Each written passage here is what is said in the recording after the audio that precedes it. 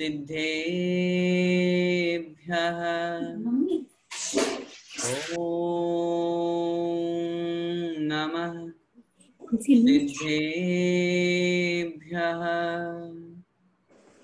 ॐ नमः सिद्धेभ्यः।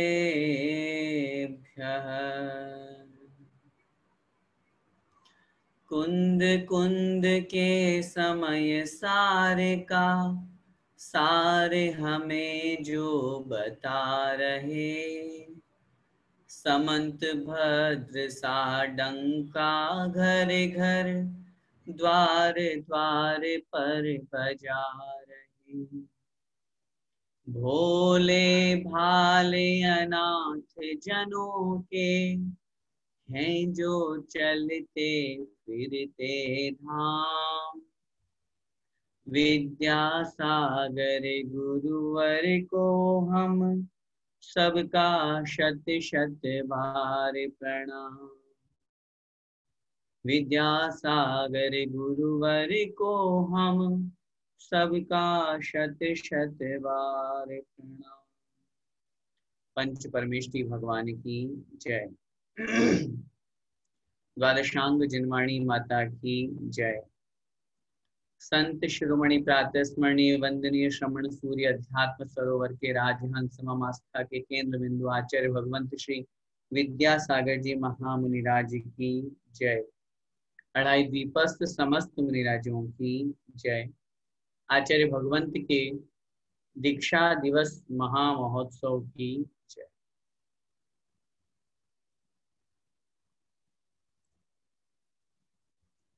परम सौभाग्य की बात है, आज हम सभी उस महान व्यक्तित्व के बारे में, उन महामना के बारे में, उस अलौकिक पुरुष के बारे में अपने विनयांजलि रूप शब्द उपस्थित करने के लिए, उनके श्री चरणों में समर्पित करने के लिए यहाँ एकत्रित हुए हैं, जिनके बारे में कहना निश्चित रूप से सूरज को एक दीप दिखाना है, जिनके बारे में कहना ऐसा लगता है जैसे उनके आगे शब्द बोने पड़ रहे हैं, जिनके बारे में कहना ऐसा लगता है कि जितना कहें उतना कम है, आचार्य भगवंत श्री विद्यासागर जी महामुनिराज।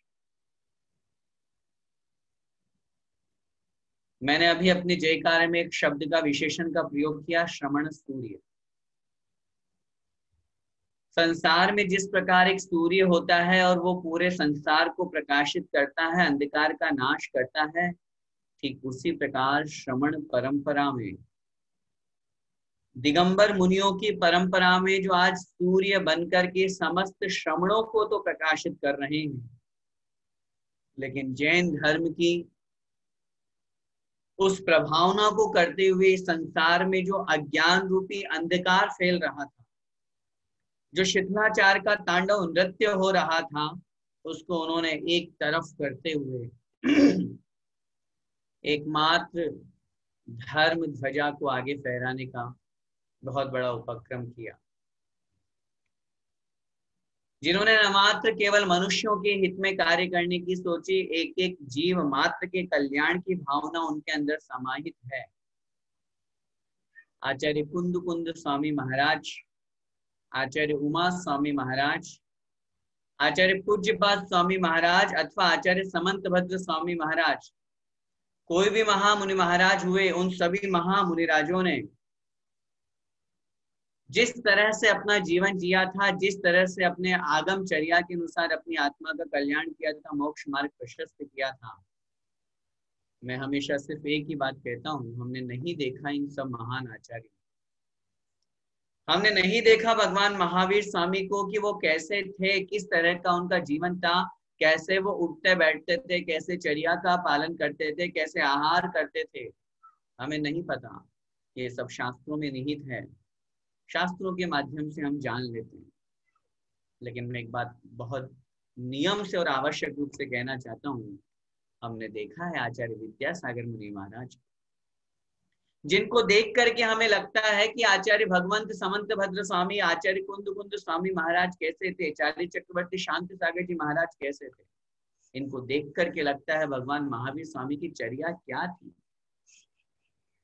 जो न मात्र केवल अपने वचनों के माध्यम से उपदेश देते हैं, अपितु तो अपनी चर्या के माध्यम से भी जो उपदेश देते हैं, कैसे उठना है, कैसे बैठना है, कैसे चलना है, कैसे आहार ग्रहण करना है, कैसे किसी से बातचीत करनी है, कैसे हंसना है, कैसे मुस्कुराना है, कैसे अपने जीवन को चलाना है, कैसे आगम के अनुसार अपनी चर्या का पालन करना है, यदि इन सब का पूरा मेल जोल या पूरा एक प्रमाण हमको वहीं पर दिखता है, तो उनका नाम है आचार्य श्री विद्यासागर जी, जिनको देख करके मूलाचार ग्रंथ भी अपने आप में ये समझता होगा कि वाह, जो मैंने लिखा ये तो मैंने एक पुस्तक में लिखा, एक जिनवाणी में लिखा, एक पुद्गल रूप शब्द पर्याय के रूप में उन आचरणों को, उन गुणों को, उन कर्तव्यों को लिखा, लेकिन उनको जीवंत रूप से जो पालन कर रहे हैं वो है आचार्य श्री विद्यासागर जी।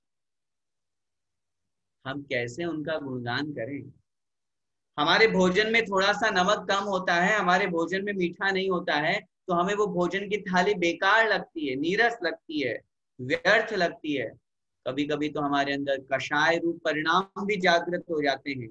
जरा विचार कीजिए उस साधक के बारे में, जिनकी साधना के बारे में चर्चा करें, जो साधना के शिखर हैं, जो साधना के सुमेरु हैं, नमक और मीठे का त्याग किया, 53 साल पूरे हो गए, चखा तक नहीं उन्होंने। लोग कहते हैं हरी नहीं खाएंगे तो हमारी आंखों की दृष्टि कम हो जाएंगी।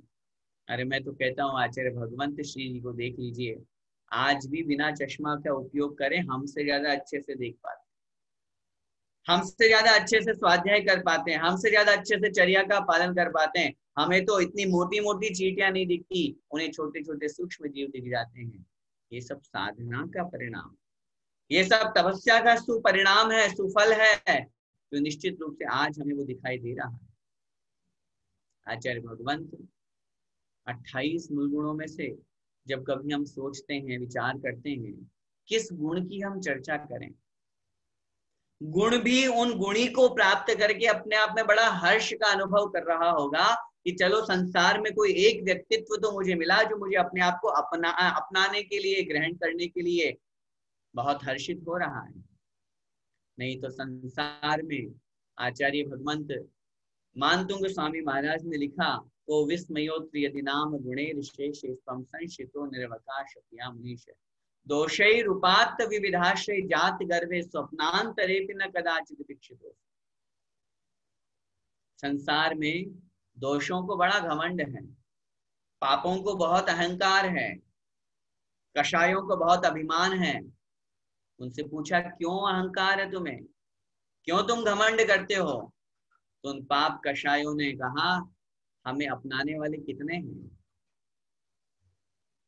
हमें अपनाने वाले कितने सारे लोग हैं पूरी दुनिया में, जितने लोग हैं सब हमारे पीछे पड़े हैं, सब हमें अपना रहे हैं, सब हमें कर रहे हैं। इसलिए दोषों को अहंकार है। लेकिन गुण कहते हैं हमें किसी तरह का अहंकार नहीं। गुणों को अपनाने वाले दुनिया में कितने से हैं? ऐसे गुण ग्राहक गुणी महानुभाव आचार्य भगवंत श्री विद्यासागर जी महाराज, जो गुणों को ग्रहण करके अपनी आत्मा का कल्याण करने के साथ साथ पूरी दुनिया को उपदेश दे रहे हैं और बता रहे हैं सच्चा श्रवण क्या होता है, निर्ग्रंथ दिगंबर चर्या क्या होती है। जहां एक तरफ दुनिया में पूरे जैन धर्म, अन्य धर्मों में या विधर्मियों में तो शीतलाचार की पराकाष्ठा तक ही वो पहुंच गए, जहां साधुओं के नाम पर अत्याचार, अनाचार, दुराचार हो रहे हैं, ऐसे अन्य मतावलंबियों में तो क्या हम साधना और तपस्या और चारित्र की बात करें। लेकिन जहां दिगंबर परंपरा में भी रुपए पैसे परिग्रह आदि रख करके पंखा ऐसी के माध्यम से शीतलाचार अपने जीवन में अपनाने वाले अनेक साधु आज भी भारतवर्ष में भ्रमण कर रहे हैं, वहीं दूसरी तरफ निर्ग्रंथ दिगंबर मुद्रा को धारण करके आगम के अनुसार चर्या करते हुए पूर्ण रूप से निष्परिग्रही रह करके, निष्परिग्रही रह करके, और जिन्हें किंचित मात्र भी किसी से राग द्वेष नहीं। आचार्यों ने शास्त्रों में लिखा है कि जो गुरु होते हैं वो अपने शिष्यों से भी राग नहीं करते। ये भी लिखा है कि शिष्यों से राग करना प्रशस्त राग है, करने में आपत्ति नहीं है, कोई दोष नहीं लगेगा, कर लेंगे तो। लेकिन फिर भी उसके बावजूद भी आचार्यों ने ये भी लिखा कि शिष्यों से भी बहुत अधिक राग नहीं करना। दीक्षा दिए, उन्हें कार्य समझाया, पूरी शिक्षा दीक्षा दी, सब कुछ व्यवस्था करी, ठीक, अब आप अपनी साधना की। वही की वही सारी की सारी चर्या का पालन आचार्य श्री के माध्यम से देखा जाता है। विहार करना है तो वो किसी को ये भी नहीं पूछते हैं अपने संग में कि भाई किधर चलना है। पूछना तो बहुत दूर की बात, बताते भी नहीं है कि किधर चलना है। संघ के इतने सभी साधु महाराजों से जब हमारी चर्चा होती है तो वो खुद भी कहते हैं, बोले कुछ नहीं, जब आचार्य श्री चले जाते तो हम अब उनके पीछे पीछे चले जाते।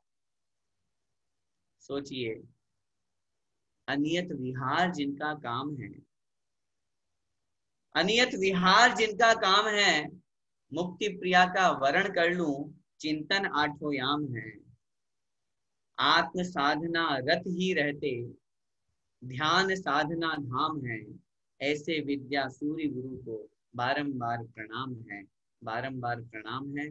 बोलने को तो बहुत कुछ है और हम तो बहुत अनेक विषय जब आते हैं तब बोलते भी रहते हैं। आचार्य श्री के बारे में तो बस जब उनका एक मुख पर या जुबान पर एक नाम आता है आचार्य श्री, बस चाहे कोई कितना भी दुखी हो, चाहे कितना भी अवसाद में हो, चाहे कैसी भी परिस्थिति में हो, तुरंत उसके मुख पर एक स्माइल आ जाती है, तुरंत उसके मुख पर एक विनम्र भाव, विनयता का भाव, नम्रीभूत होने का भाव, हाथ जोड़ करके प्रणाम करने का भाव तुरंत उसके हाथों में आ जाता है। निश्चित रूप से मान करके चलिएगा, हम सभी परम सौभाग्यशाली हैं, आचार्य श्री के युग में हमारा जन्म हुआ। आज से यदि 100 साल पहले हमारा जन्म हो जाता, आज से 100 साल बाद यदि हमारा जन्म होता, तो हमें ऐसे भगवंत देखने को नहीं मिलते। मैंने कल भी आप लोगों से निवेदन किया था, ऐसे कोई महानुभाव जिनका अभी इतना पुण्य कर्म उदय में नहीं आया कि उन्होंने आचार्य श्री के दर्शन नहीं किए। अपने जीवन को धन्य बनाना है बंधुओं, दुनिया के सब काम छोड़ दीजिए। मैं कहता हूँ मेरी क्लास छोड़ दीजिए, कोई फर्क नहीं पड़ता। स्वाध्याय छोड़ दीजिए, कोई फर्क नहीं पड़ता। धन संपत्ति वैभव बिजनेस छोड़ दीजिए, कोई फर्क नहीं पड़ता। ये सब तो हमें वापस प्राप्त हो जाएंगे, लेकिन आचार्य श्री के दर्शन अगर हमने आज नहीं किए तो जीवन भर पछताते रहेंगे। जहां है, जैसी अवस्था में है, वहां से आचार्य श्री के चरणों में पहुंचे और पहुंच करके ये नहीं सिर्फ एक दिन में आ जाए, आप रहें, देखें क्या चर्या है। मुझे याद आ रहा है वो प्रसंग जब आदरणीय बड़े पंडित जी ने सबसे पहली बार आचार्य श्री के दर्शन किए, तो उनके गुरुजी ने जो उनको कराए थे, समय सार पढ़ाते थे उनको, हुकमचंद जी बयाना वाले, उन्होंने वो उदाहरण सुनाया था कि उन्होंने कहा आगरा में उस समय आचार्य श्री पधारे हुए थे, नए नए दीक्षित थे, और जब इधर से बिहार करके बुंदेलखंड तरफ जा रहे थे, फिरोजाबाद में सन 75 में चातुर्मास हुआ था, उस दौरान वो आगरा से विहार कर रहे थे। तब एक मंदिर में ले जाकर के उनको जब दर्शन कराया, 2 घंटे हो गए, 2 घंटे तक दोनों महानुभाव वहां बैठे रहे, लेकिन आचार्य ने एक बार भी आंख उठा करके दोनों को नहीं देखा, आंख उठा करके एक बार भी नहीं देखा। तब उन्होंने बताया, मैं तुमको जो समय सार पढ़ाता था वो तो एक आचार्य कुंद कुंद महाराज का था, ये जो आज तुमने दर्शन किए जीवंत समय सार के दर्शन। क्या साधना है। कल मैंने आपसे एक अपेक्षा की थी और एक भावना रखी थी, हमारे मन में भक्तों की अपेक्षा से अपेक्षा हो सकती है कि भगवान हमारी तरफ देखें, आचार्य श्री हमें देख करके अपने हाथ उठा करके हमें आशीर्वाद दे, ये हमारी भावना है। कोई बात नहीं, भावनाओं को जरूर भाना चाहिए और अपन अपनी भावनाओं को भाने से रोक भी नहीं सकते, और ऐसी भावना भानी भी चाहिए। लेकिन कदाचित उन महामना की तरफ भी हम दृष्टि डालें कि उन्होंने साधना के शिखर पर उनको पहुंचना है, तो क्या हमारी तरफ देख करके या हमको आशीर्वाद देने के चक्कर में वो साधना के शिखर तक पहुंच जाएंगे, आत्म कल्याण के मार्ग तक चले जाएंगे, शुद्धोपयोग को प्राप्त हो जाएंगे। अरे शुद्धोपयोग को प्राप्त होने के लिए शुभोपयोग छोड़ना नहीं पड़ता, छूट जाता है, वो एक अलग बात है, लेकिन उस तरफ विकल्प भी तो नहीं करना होगा। हम सब अपने निमित्त से आचार्य श्री को क्यों विकल्पों में डालें। हम ये क्यों सोचते हैं कि आचार्य श्री ने हमसे चर्चा नहीं की, आचार्य श्री ने हमसे बात नहीं की, आचार्य श्री ने हमें आशीर्वाद नहीं दिया, आचार्य श्री ने हमारी तरफ नहीं देखा। अरे वो पूरी दुनिया को देख रहे हैं, पूरी दुनिया को आशीर्वाद दे रहे हैं। आचार्य श्री बहुत स्पष्ट सी बात कहते हैं, जिस समय हमने एक बार आशीर्वाद दिया वो छवि अपनी आंखों में, अपने मन मस्तिष्क में अंकित कर लीजिए, और जब चाहे तब आचार्य श्री से आशीर्वाद लीजिए। हम तो ऐसे ही किया करते हैं, हाथ जोड़ते हैं, आचार्य श्री को नमोस्तु करते हैं, आचार्य श्री का जयकारा लगाते हैं, उनकी वो प्रसन्न मुद्रा हाथ उठाते हुए, हमारे मस्तक पर हाथ रखते हुए वो मुद्रा बस अपनी आंखों में स्मरण कीजिए, अपने मन मस्तिष्क में धारण कर लीजिए, आशीर्वाद अपने आप मिल जाए। अगर हम ऐसा करेंगे तो हमें कोई अपेक्षा नहीं होगी। आचार्य श्री का आज दीक्षा दिवस है। हम सब ने अपनी शक्ति के अनुसार, किसी ने विधान किया, किसी ने रसों का त्याग करके उनके समान जीवन जीने का प्रयास किया। हम तो कितना भी कर लें तो भी उनके समान नहीं चल सकते, न जीवन जी सकते। बस उनके जीवन से हम प्रेरणा और गुणों को ही ग्रहण कर सकते हैं। जब भी हम उनके चरणों में जाएं, उनके बारे में चर्चा करें, आज दीक्षा दिवस मना रहे हैं, मैं तो आप सभी से यही भावना भाता हूँ और मैं अपने आप में भी यही भावना भाता हूँ कि हे आचार्य भगवंत, आपके ये जो दर्शन, आपकी जो चर्या, आपका ये जो चारित्र, आपका दर्शन ज्ञान चारित्र, आपका पूरा आचरण, आपके 28 मूलगुण, आपके 36 मूलगुण, जो कुछ भी आपका ये जीवन है, ये जीवन हमारे जीवन के लिए एक बहुत सुंदर प्रेरणा बने। हम भी आपके समान बन करके अपनी आत्मा का कल्याण करें और हम सभी ये संकल्प लें। देखिए, बोलना बहुत आसान होता है, करना बहुत मुश्किल होता है।